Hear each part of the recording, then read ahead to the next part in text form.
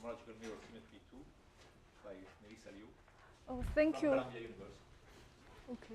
Okay, thank you. This is thank you for the organizers for the invitation. It's my great pleasure to speak here. And actually, there is a third part of this talk tomorrow at Columbia, in case you are around. And then if you are not around, this is the preprint. For this. So this is actually more current developments of this coherent-constructible correspondence and homological mirror symmetry. Okay, so today, there are two goals. The first goal is to describe the coherent-constructible correspondence and homological mirror symmetry for toric orbifolds. And secondly, I want to describe just a little bit about the functoriality of this correspondence. So for the first part, let me first introduce the definition of toric orbifolds. So we used the notation yesterday, we worked over the complex field. So T is n-dimensional algebraic torus. N is the lattice of one-parameter subgroups. M is the dual lattice, the lattice of irreducible characters of this torus. So NR is n-tensor R. So this is the n-dimensional real vector space, and MR is a dual vector space.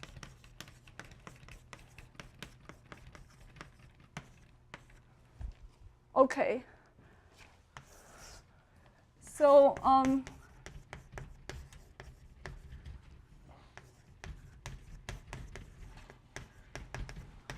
this.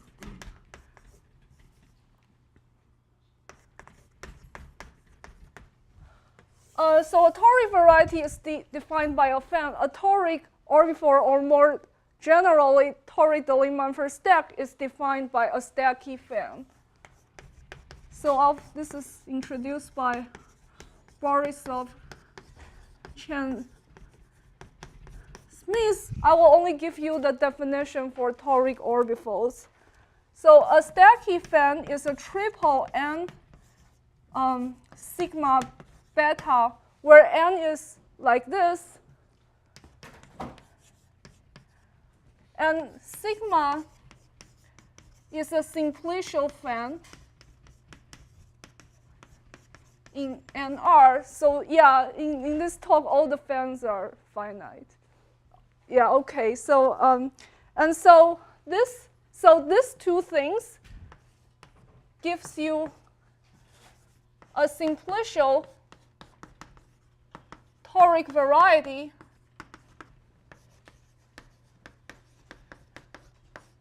x sigma, and then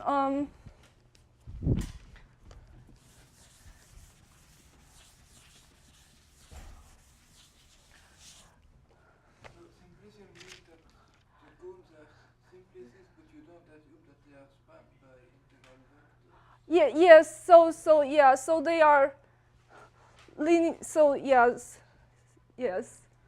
right. So they are linearly independent over R, but they don't span the whole lattice necessarily. Okay. So and then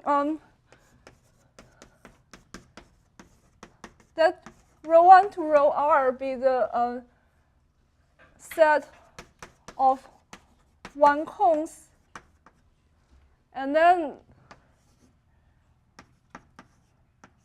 so this is a like semi-group. Can you give an example, maybe? Oh yeah, you want example first? Okay, first, yeah. Let me. No, you can finish your sentence. No, yeah, it's yeah. So this is variation of the first example. So this is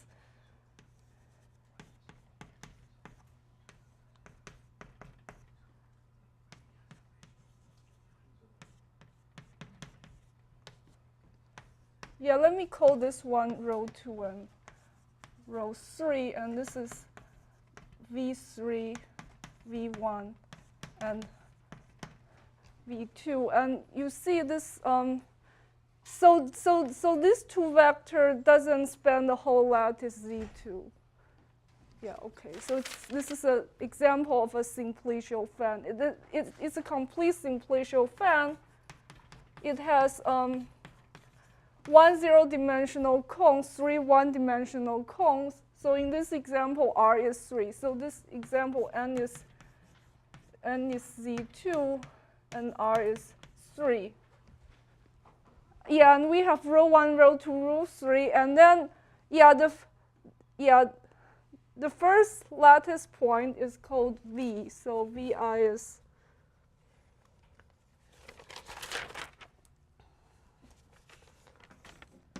let me write it in this way. So this ray intersect the lattice is generated by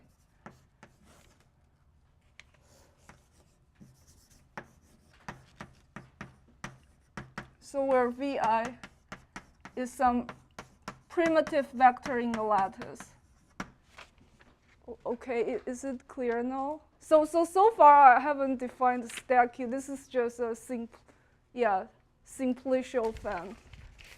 And then, so this beta is the extra data. So beta is a collection of vectors B1 to BR, where each BI is a positive multiple of this VI. So it's Ni Vi, where Ni is a positive integer.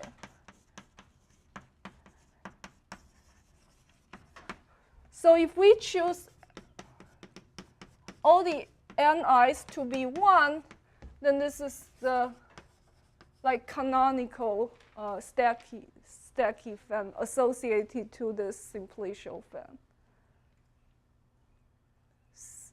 So for example, here if I can choose beta to,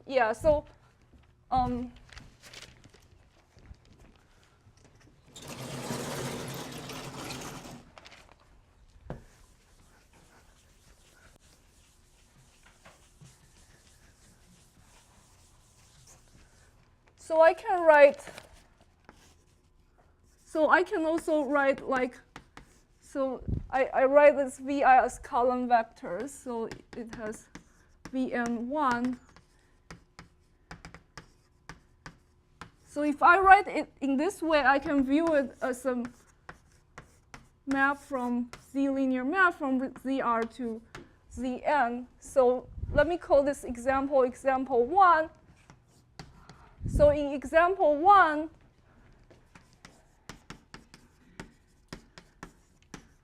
so we can choose beta to be the canonical choice. So this is, I just write down 1, 0, minus 1, minus 2, and 0, 1. So this defines a map from Z3 to Z2. And let's take another example where the choice is not the canonical one. So so this is a 1-dimensional example. So the simplicial fan is just the fan of P1, but here we choose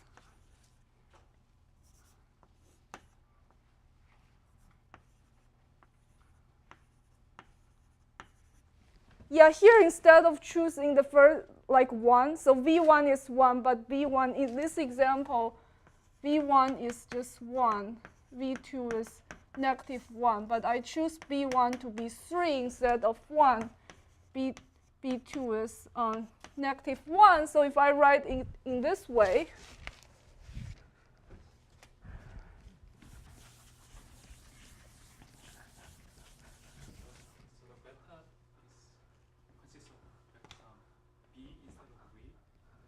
Yeah, this should be. Oh yeah, right. Sorry, sorry for the mistake. Yeah.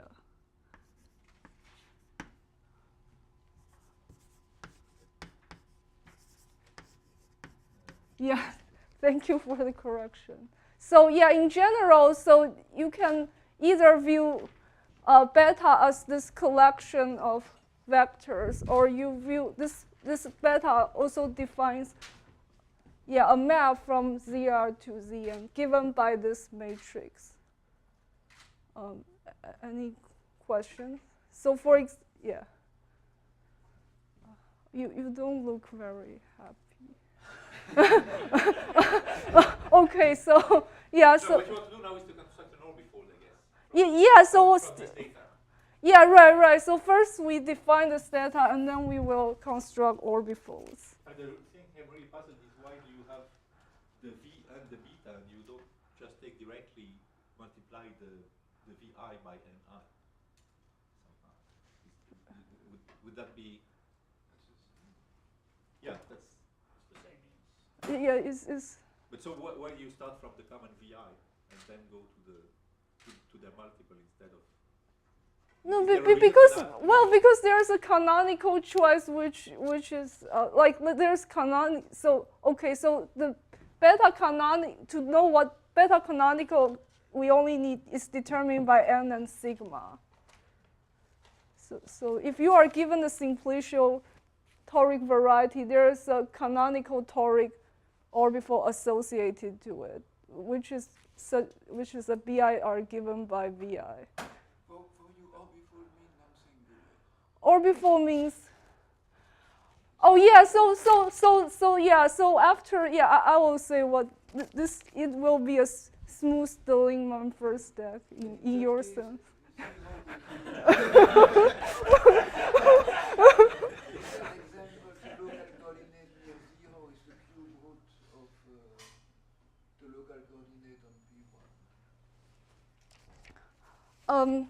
Yeah, I'll actually write it as a global quotient stack. So yeah, and yeah, I'm sorry. This is if you think this definition is not optimal, I'm sorry. So, but yeah.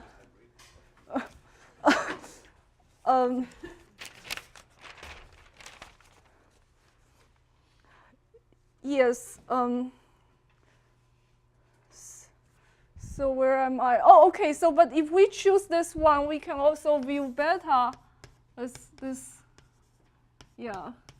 matrix defining a map from Z2 to Z. Okay. So the stacky. So in the definition of we assume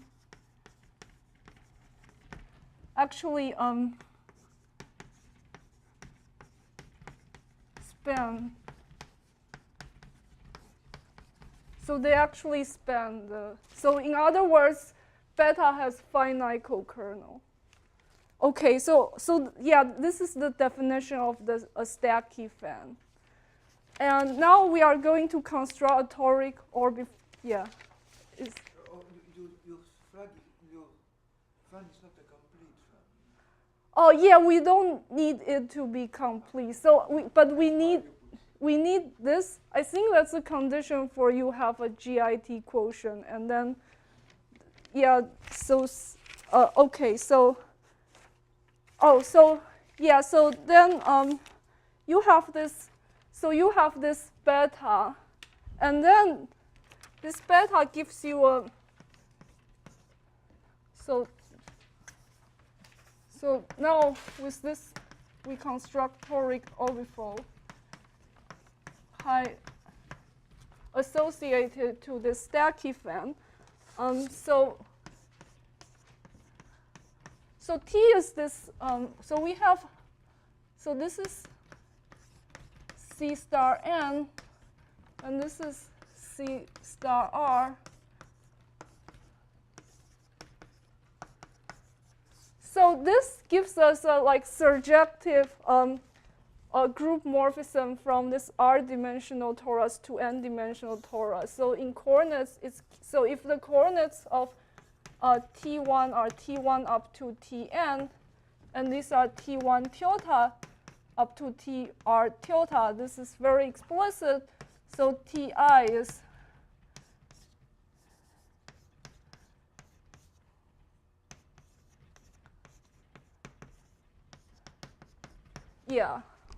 right. So you take, oh, sorry, I should say, because this will depend not only on the sigma, but also on the beta, this kernel.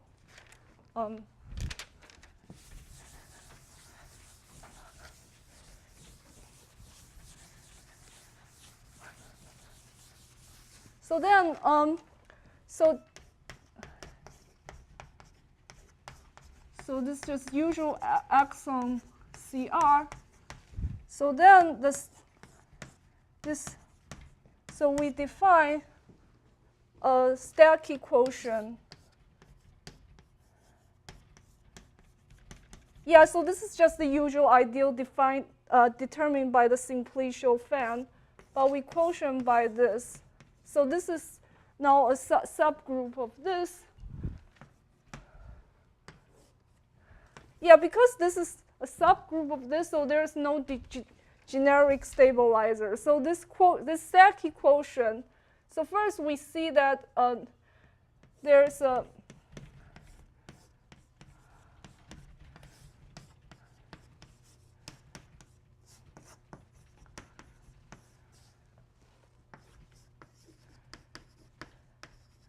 so this is sigma canonical. This might be a different group. So this is the GIT quotient. This is the coarse moduli. And this is actually a smooth Deligne-Mumford stack such that the generic stabilizer is trivial, because you see this T tilde is contained in this as a Taritsky open dense subset, and the action of G sigma on T tilde is free. That's the construction. And so if you go back to these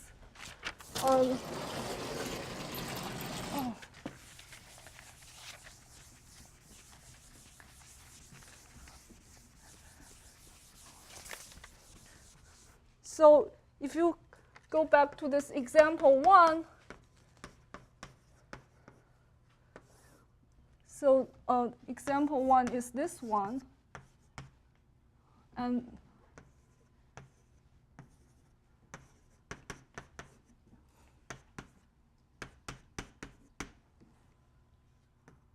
this is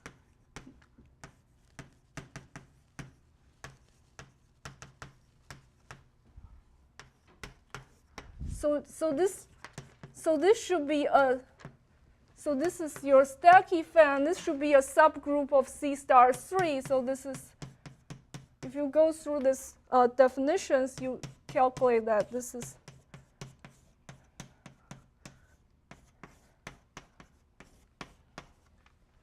so in general, it's not necessarily a torus. It can be the product of torus of some finite abelian group. But in this case, it's this subtorus in C star 3, and this is just the C3 minus the origin. So this stacky quotient. So this is the weighted projective plane. And the coarse moduli space is, in this case you have, this is G, also the canonical choice. So this is the GIT quotient. So then to distinguish the stack from the variety, we write like without boldface. Okay? And then, so for example 2, So do you need a ample line bundle to define Z? to what? Ample line bundle or polarization or something? No, there are like complete toric orbifold whose coarse moduli space is not projective. And this construction works for the non-projective case too. Because it looks like Oh, so I shouldn't say GIT. Yeah, what should I say? So this is not like necessarily equivalent to symplectic quotient, right? Yeah, it might not be symplectic. Did I say anything No, wrong? no, I just, it looks like a GIT quotient, so, because you're removing some locus and then you're taking the quotient, right? Yeah, this is exactly, so it's like this group might be different and you form the quotient stack.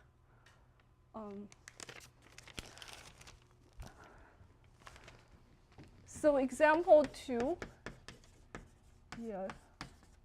Okay, let me just copy. So n is equal to z and beta is equal to 3 minus 1, right? So then this g sigma in this case is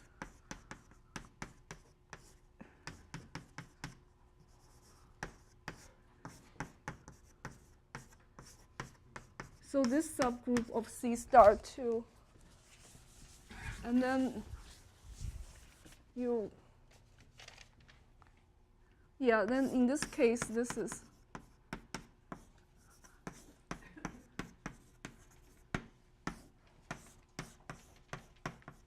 so where C star acts by this. So this is the weighted projective line. And in this case, the coarse moduli space is actually P1. So the projection in terms of homogeneous coordinate sends Z1, Z2 to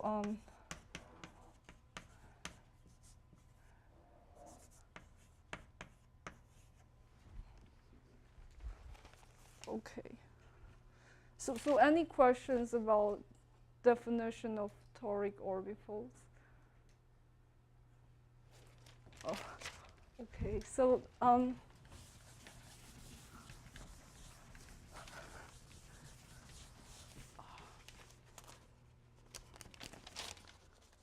You don't assume that the vector BR is functional over Z. what? No, BR doesn't span the line.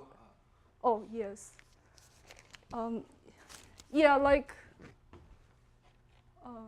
Oh right, sorry. This example. Yeah, in general, the definition only requires BI to span NR over R. Yeah.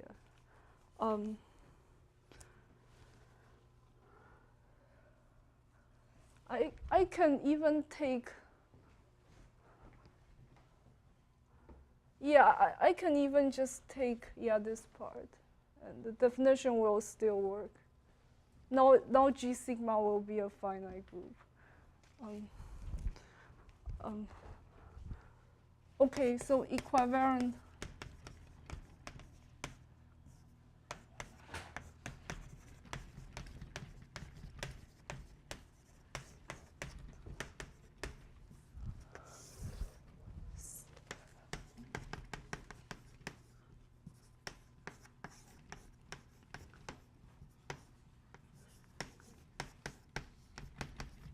Well, so this T tilde equivariant, T tilde invariant divisors, so it descends to T divisors. Yeah, the curly DI in the toric orbital and DI, straight DI in the coarse moduli space. So this will be a Katia in the sense of orbitals, but this DI are in general only Q Katia divisors.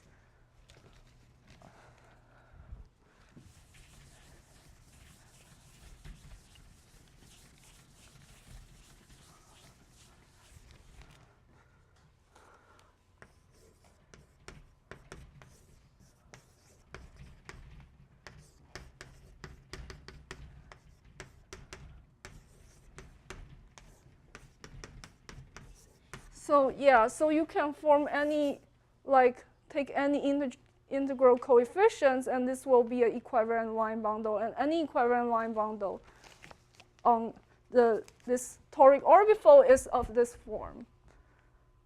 And so we say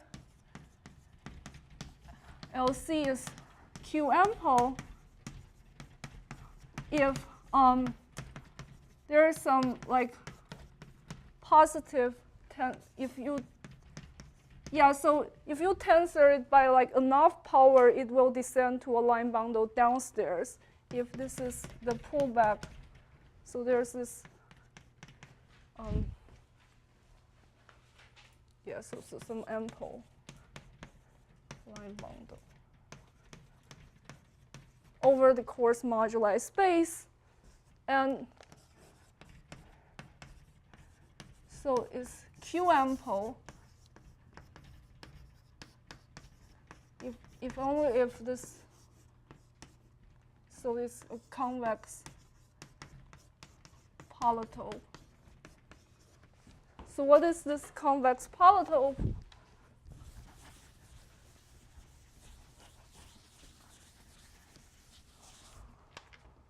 So it should have, and it has positive volume. These are X in MR.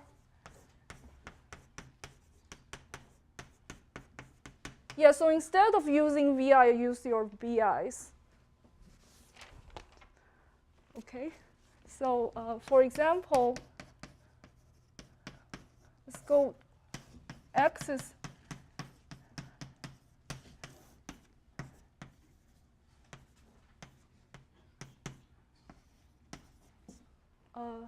okay. So what is the condition? What? It's Q ample if Only if this is a convex polytope. You define it by inequality, so I don't understand. Why is it not convex? Let's look at this example. Oh, it's not it should not, first it should not be maybe it's non-empty and has positive volume. That's right. Okay, so let's look at this example. So in this example, we have like D1 is 0, 1. So the two T-invariant divisors are these two torus fixed points. So any equivariant line bundle over this P1, 3 is of this form.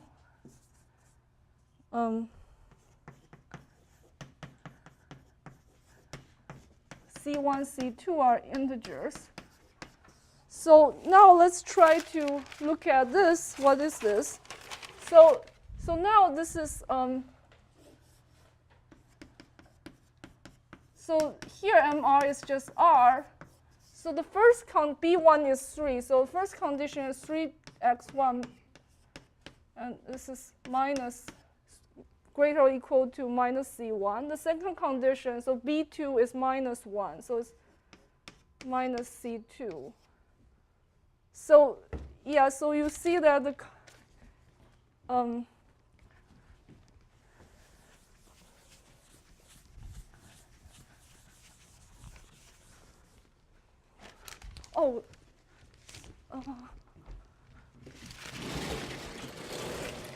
yes.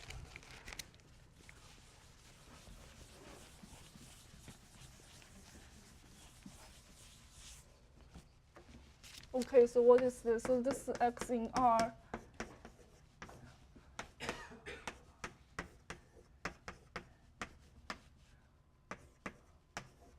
Yeah, so you see this is, so LC1, C2 is ample if and only if C2 plus 3C1 is greater than 0, and in this case,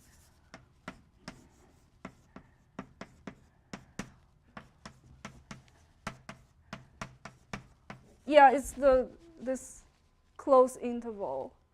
So the right endpoint must be an integer, but the left endpoint must be, it's a third of an integer in general. So usually people say the line limit is ample if the function is piecewise linear on the fan, right? With the given values on arrays, right? I mean, like, so suppose you take a blow up of P2, right? And you take some multiple of the exceptional divisor, which is, for which the line limit is not ample. You'll still get the same delta. I think that you have defined delta by inequality, but I think you need that Oh. each of those inequality define a phase of the Yeah, something like that. Oh yeah, I'm sorry. Geez. So QF is a better name for. With those facets that you say. Yes, with orbitals. oh yeah, you are right. Sorry. Yeah, this is. With facets defined by the. Yeah, right. So yeah. So with.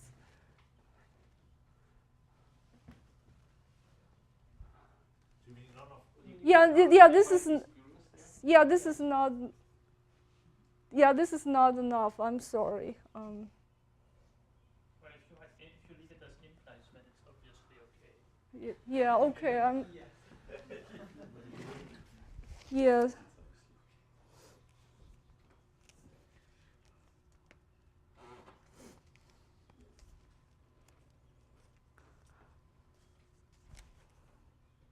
Yeah, but okay. In this case, for P13, this is the exactly condition. And in general, as Chris, Is minimally defined by the inequality. yeah, it's.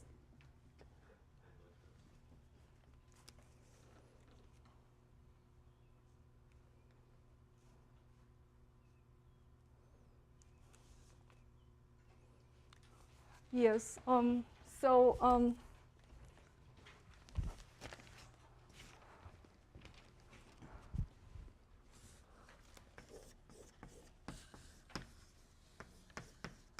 Yeah, okay, so, let me just use this definition for Q ample.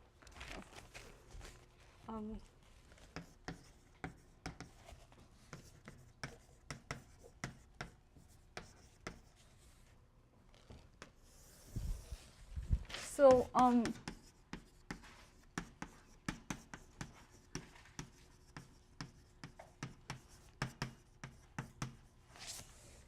okay, so let X be a complete toric orbifold defined by a stacky fan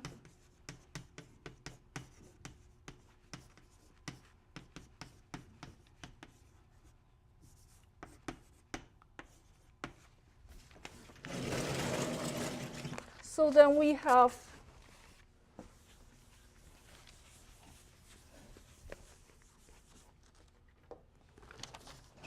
so the statement is like almost as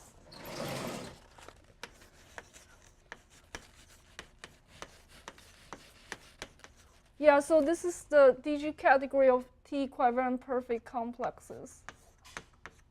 So, but in this case, since these are like smooth Delignman first stack, so this is also equal to this. So the right-hand side is like constructible sheaf on MR whose cohomology sheaf is compactly supported, and we just need to change this log. This conical Lagrangian will be defined in terms of the stacky fan.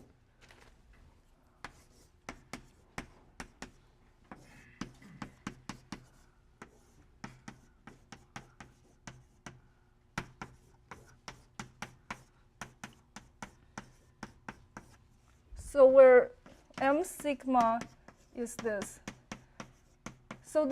So this is a subspace. So this is our linear subspace in MR. So this is a coset such that so tau is in MR and tau bi is integer if for any if bi is so Wait, what is M sigma? so this is the definition of M sigma. So it is a subgroup of MR quotient. It's a lattice in here, right? So then in general, this because your BIs are larger than, so BI will okay. So this is in general larger than the conical Lagrangian defined by the simplicial fan. Yeah, so that's a statement. So let me just give you one example.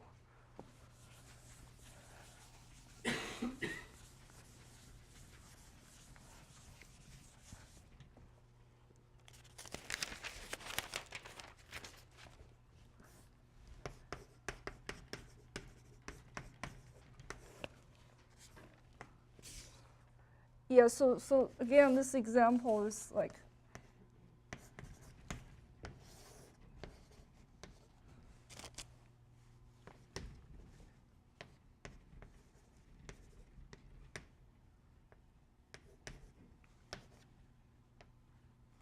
so let me call this sigma 1 and sigma 2. So this is B2 and this is B1. So in this case, if we identify M with Z, then we see that M sigma 1 will be like 1 over Z over 3, and M sigma 2 is Z. So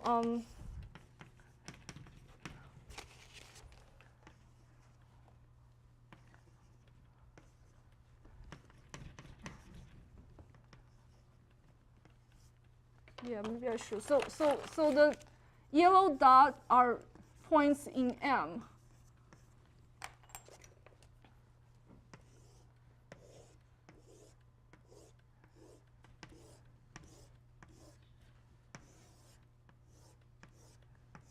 Yeah, so this is lambda sigma. This is a conical Lagrangian in R2. And then recall that yesterday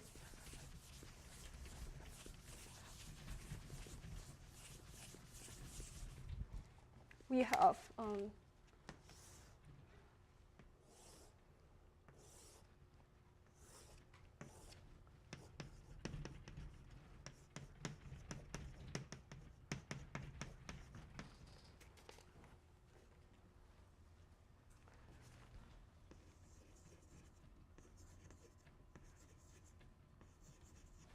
so this is, yeah, so this is for the weighted projective line P13, and this is for P1.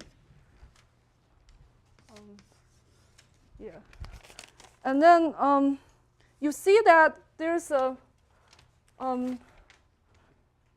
yeah, so you see, because if you consider the like constant sheaf on open interval like this, then yeah, so yeah, this so you see that yeah, so this reflects the fact that so the right endpoint must be an integer, but left endpoint must be yeah, it can be a third of an integer, and so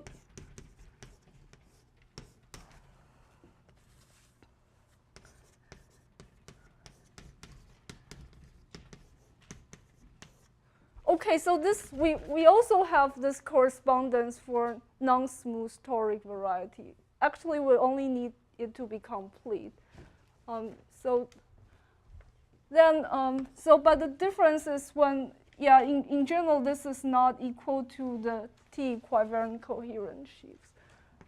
So this projection, so we have a projection to the coarse moduli space. So we pull back.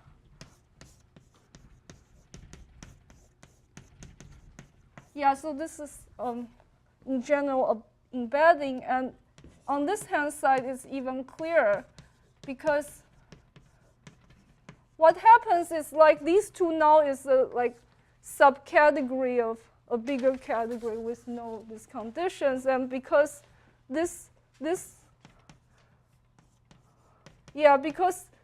Lagrangian is in general larger, so there's obvious inclusion. So we have this.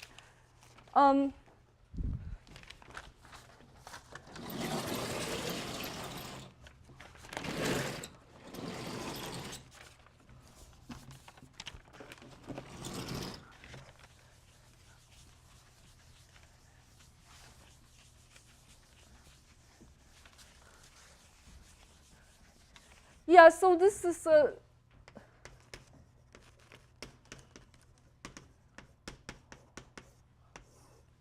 okay, so now I want to consider something more general than such a map. So suppose that we have a toric morphism. So these two can be like complete toric variety or complete toric, toric orbifolds. So then we have a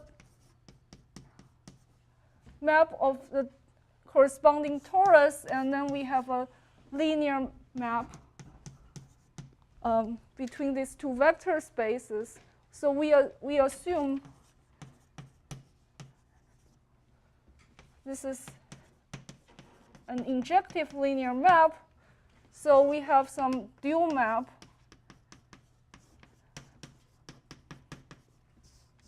Yeah, this is a linear map.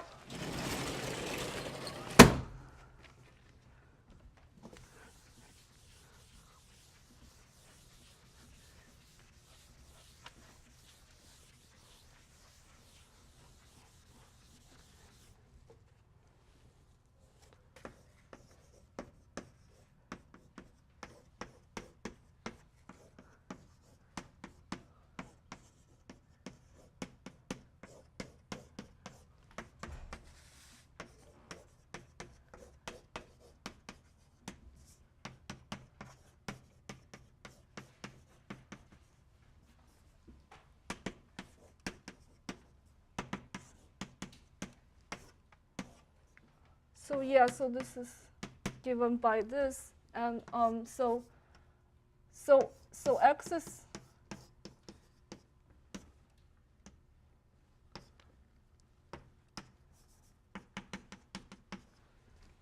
so we have such functoriality, and we also have functoriality for the like orbifold version. It's look the same. You just change this to script letter, and change this to stacky fence.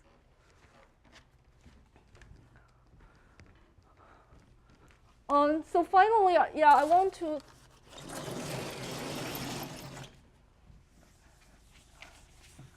talk about like consequence of two special cases of this functoriality. So special cases. So the first is you consider the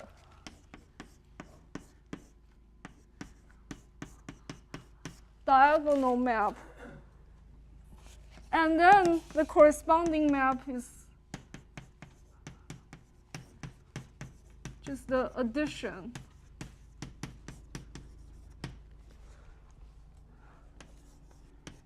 So if you, let's first consider if you tensor two, if you have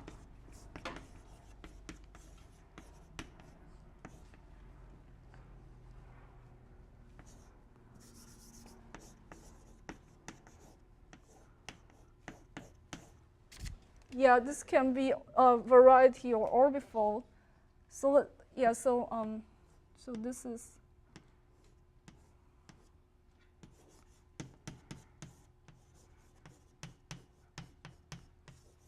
so this will be a sheaf on the product. So the tensor product is given by this. You can tensor, So you can define this tensor on the DG category. And on the other hand, if you have, so there's this composition map. So this is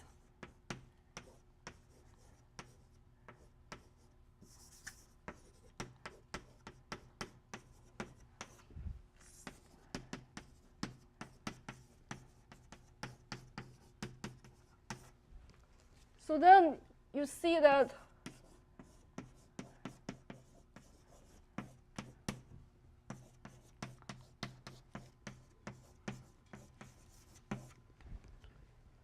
so in other words, this kappa, so the coherent construct correspondence kappa is actually an equivalence of triangulated monoidal DG categories. Here.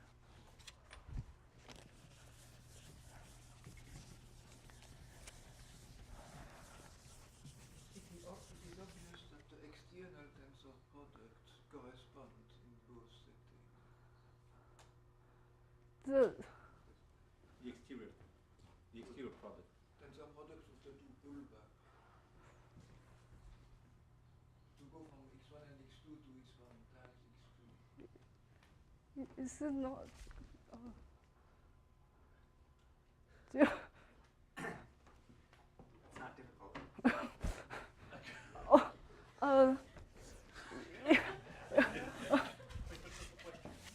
Is it obvious that the tensor product, exterior tensor product, is the same on the coherent and constructible side? And this is You were allowed to go to plan. Yeah, so then we have a corollary. So if X sigma is complete smooth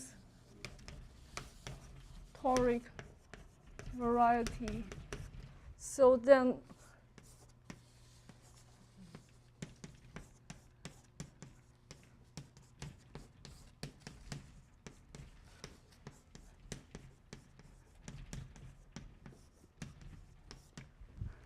so if X complete toric orbifold, so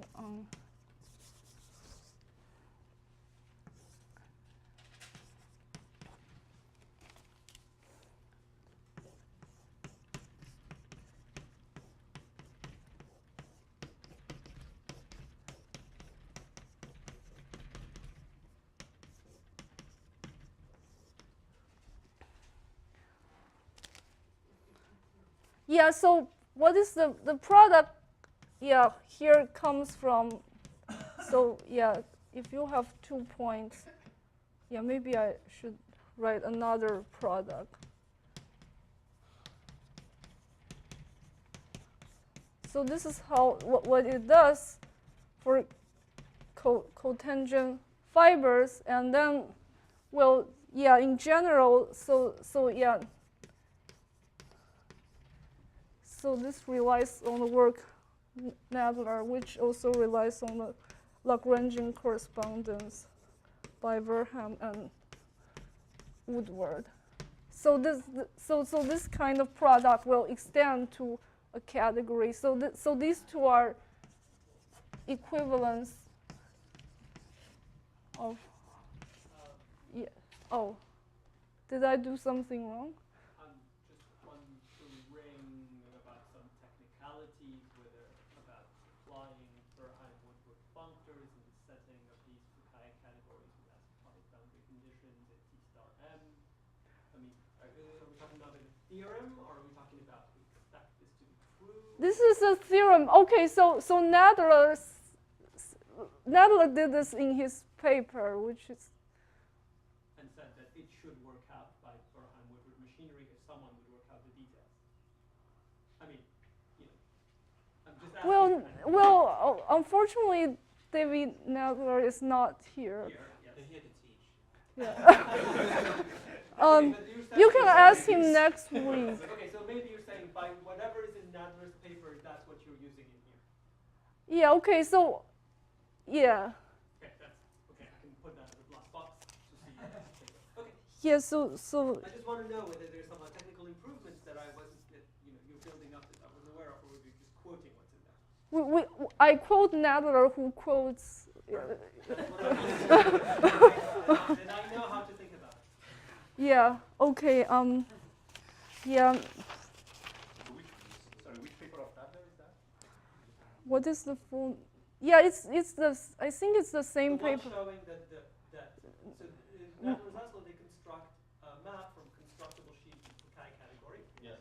And there's a paper of Nadler which shows that there's essentially everything in the correct So in the general correct case, line in the image. So this is the paper in the general case. There's no There's toric. yeah, There's no toric. There's no toric. Okay, that's the Manifold is standard paper. okay.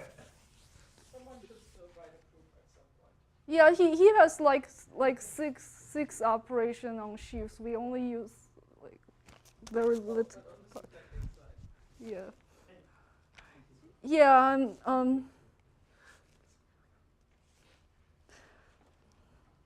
okay, so yeah, okay, you can ask Nadler next week. Sorry. So yeah, so this is one application, and the second application of the functional reality is this. Suppose you have this. So they're like, so these are simplicial. Yeah, these are simplicial toric varieties, and they are the coarse moduli spaces of some like toric orbifold. So this is only birational. So you have pi 1 and pi 2, and this F is a divisorial contraction. So we can form certain like fiber product.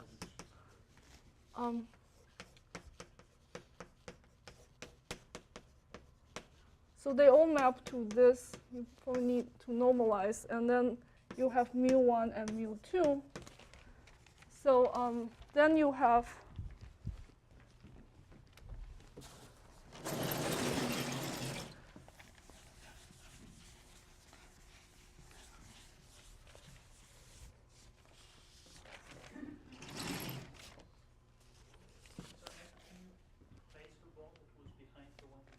what? This?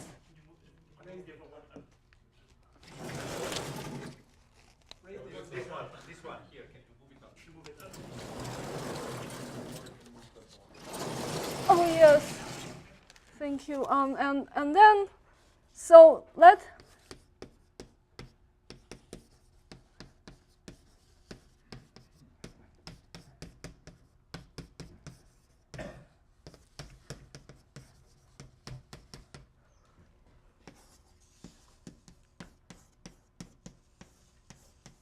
Yeah, so you have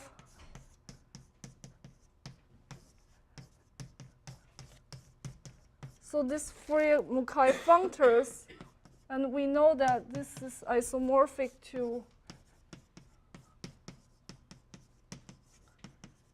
the category of constructible sheaves. So there are like corresponding functors.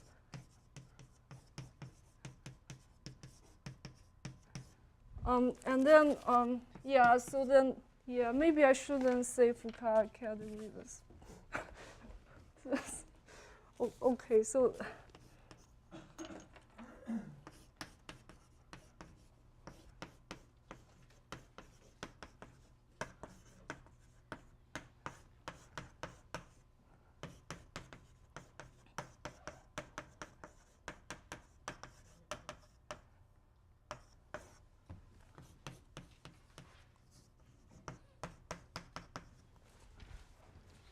So,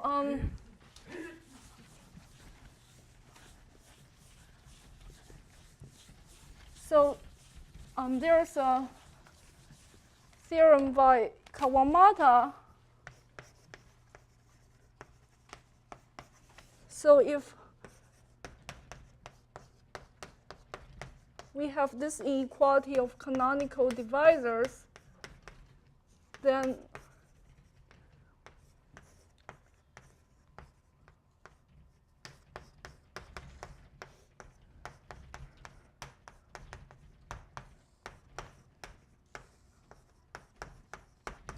so this is a fully faithful embedding.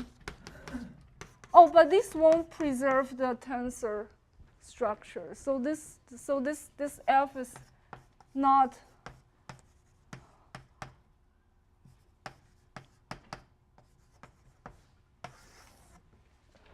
Yeah. So yeah. So then, if you have the opposite direction, then you have the. Yeah, so did I?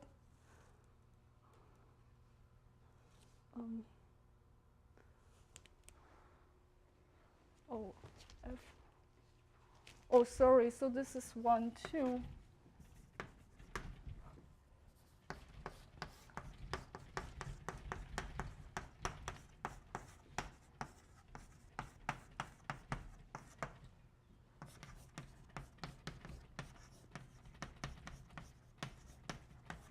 So then if you have equality, then you have equivalence. Yeah, so actually, you see, like we can actually prove that, so we can actually prove that this directly, so if you have,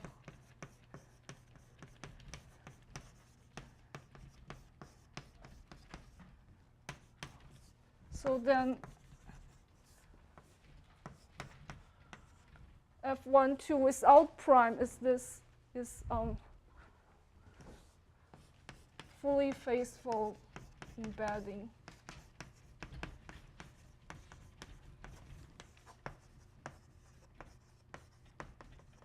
Or quasi, yeah. So we also have equality when there's a, so when there's equality, we have equivalences. So yeah, so this proof is more elementary on here, and it will give some T equivariant and DG version of this, and also some corresponding equivalence of categories. So a special case of this is Kreppen resolution. Oh yeah, okay. So yeah, so this.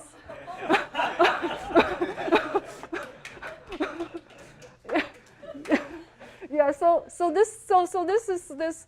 So we can consider the canonical stack associated to this example we had earlier, and then we can. This is a Kreppen resolution. So and then, these are the fans, and so because this conical Lagrangian is periodic, so yeah, actually what I'm drawing here is the micro-local supports. First, you have the zero section, and then in this case, the quotient, this quotient is just a 2 torus, right? So then, so along this, you only have like this half of the conormal and here.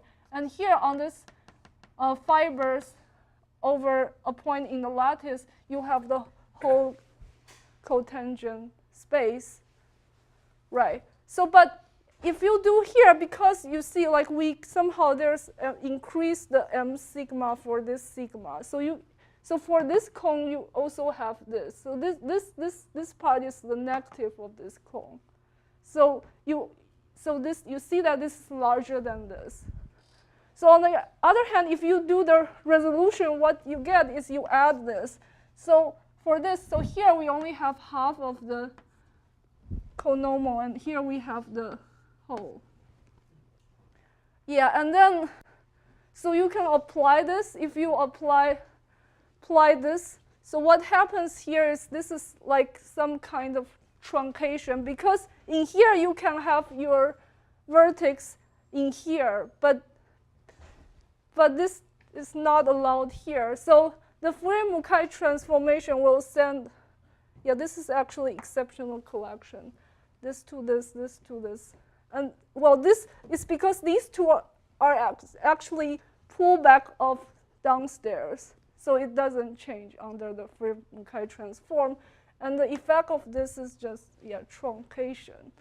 So, well, okay, the question is, so can we, so there is an equivalence of Fukaya category, and the question is if, we wonder if Ullmann, Kashiwara, Shapiro can prove the equivalence of these Fukaya category directly, because now we have actually a family of conical Lagrangian, right? So what you do is you split this into two parts and you add this, and as you move and you get this one.